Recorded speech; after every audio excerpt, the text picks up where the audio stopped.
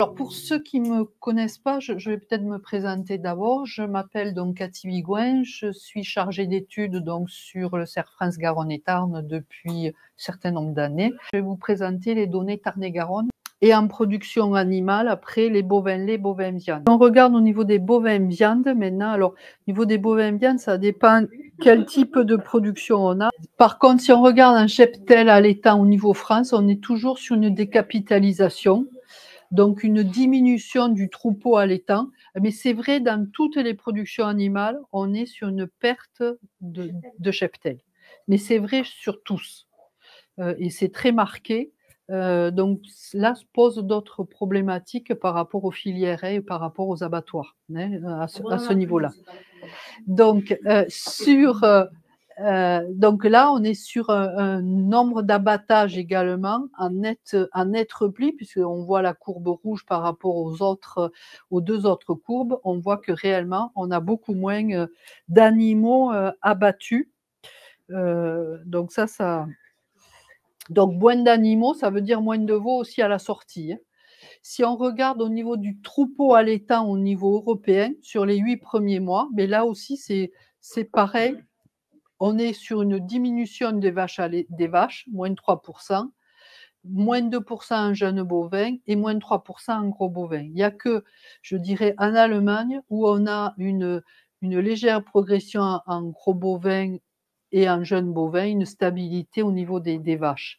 Et quand on regarde au niveau de l'UE, la France représente 18% du troupeau de vaches, je dirais. Donc c'est quand même le premier pays. Voilà. Donc c'est conséquent. Sur l'Espagne et l'Italie et la Pologne, c'est eux qui ont diminué, je dirais, le plus en termes de vaches. Parce que les Polonais sont quand même, en termes de concurrence, assez incisifs quand même. Sur le cours des vaches, donc là vous avez les trois cours, hein, vache R plutôt allaitant, O plutôt laitier et P des vaches de qualité moindre. Ce qu'on peut remarquer, c'est que de 2017 à 2023, là, on a eu une progression très nette, hein, du prix sur la dernière année, hein, puisqu'on avait quelque chose qui était relativement stable, qui progressait très peu. Là, on a eu un rebond très, très fort qui est lié à un manque d'offres aussi, hein. C'est pas tellement parce qu'on consomme plus de viande, parce que c'est le contraire.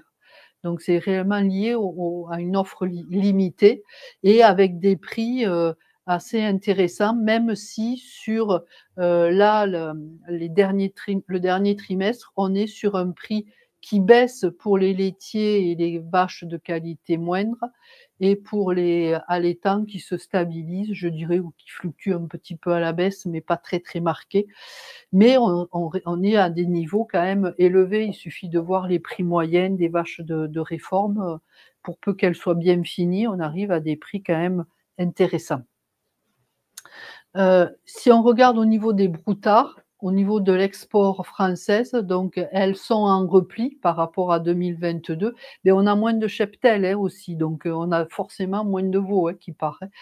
Et on a eu au niveau du marché italien, avec les grosses chaleurs au mois d'août et autres, une diminution très forte, et ils avaient aussi leurs jeunes bovins qui partaient pas.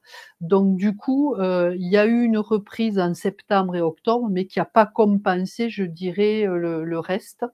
Et au niveau de l'Espagne, ce qu'on peut remarquer, c'est qu'il y a un transfert. Ils achetaient énormément de jeunes, de broutards légers, et là, ils ont acheté des broutards beaucoup plus lourds parce que, avec la sécheresse qu'ils ont eue en Espagne, c'est vraiment très, très marqué, il manquait des céréales et autres, donc ils ont acheté des veaux plus lourds pour les finir plus rapidement, quoi, hein.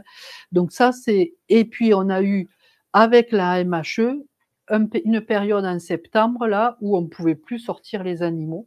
Ça s'est vite rouvert parce que vers l'Espagne, la maladie venant d'eux, à un moment donné, ils ont bloqué, mais ils ont rouvert puisque chez eux aussi, ils en avaient, hein, de la MHE. Donc, mais pendant 3 semaines, ça a été très compliqué, voire un peu plus. Et il a surtout fallu désinsectiser les animaux, plus, réaliser des tests.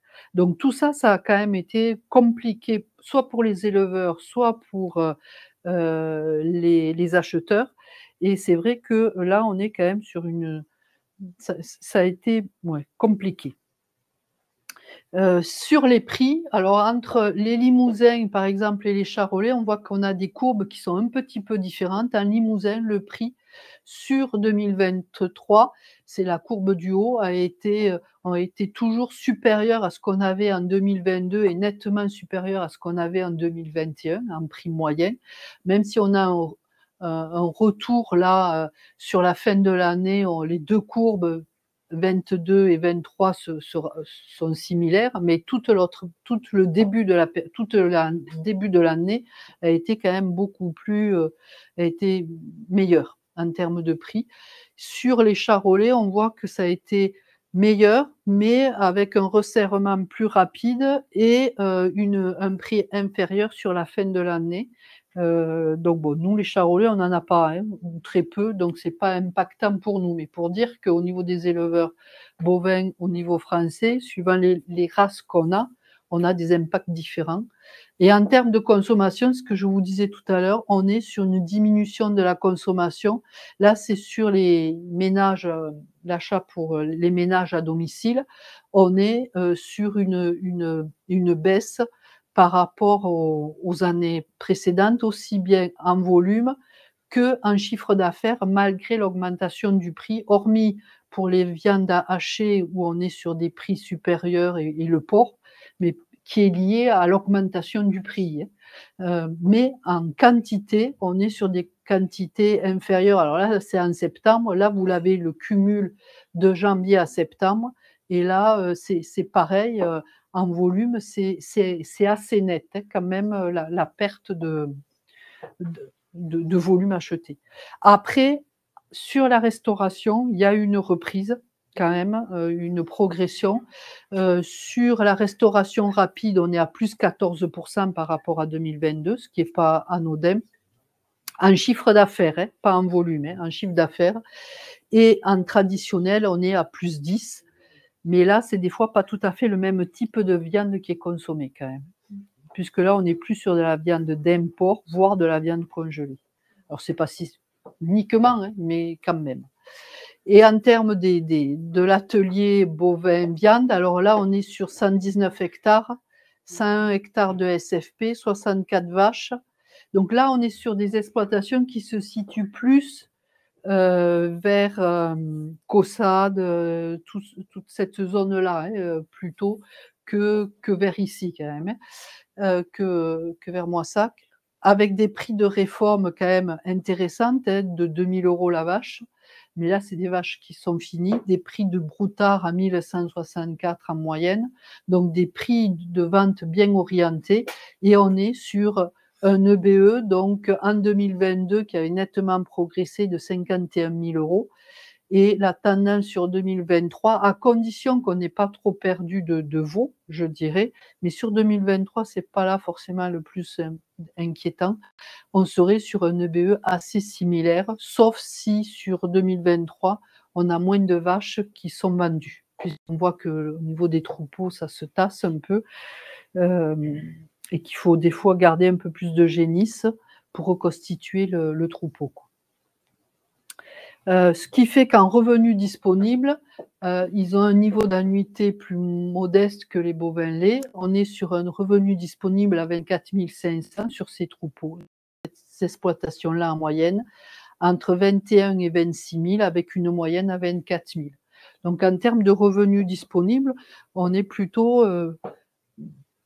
bien orienté en bovin viande, mais on est sur un niveau de surface important quand même et 64 vaches, c'est pas anodin quand même en termes de troupeaux et sur des exploitations qui sont plutôt, économes et qui sont plus en autonomie que, alimentaire.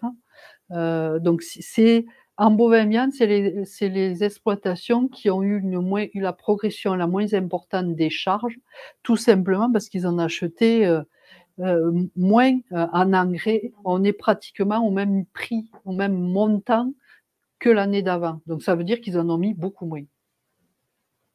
Et c'est aussi pour ça qu'on est sur cette progression de BE, parce qu'ils ont moins progressé en charge que les autres, exploitations, que les autres systèmes.